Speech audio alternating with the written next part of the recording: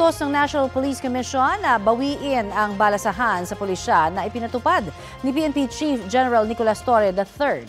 Sa pamamagitan ng resolusyon, may direktiba ang NAPOLCOM na ibalik bilang Deputy Chief for Administration si Lieutenant General Jose Melencio Nartates.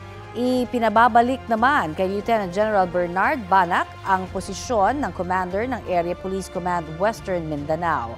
Matatandaang nagpalit ng posisyon sina Nartates at Banac sa utos ni Torre. Dagdag pa sa direktiba ng NAPOLCOM, ipatupad na ng PNP ang bagong assignments ng 11 pang pulis. Nakasaad sa resolusyon na hindi tumaan sa NAPOLCOM ang unbank ang rigudon na ipinatupad ni Torre. Sa kabila nito, nagpahayag ng pagsuporta ang ilang Police Regional Office kay Torre.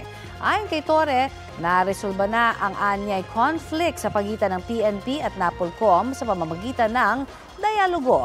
Hindi raw siya magbibigay ng detalye dahil internal matter daw ito.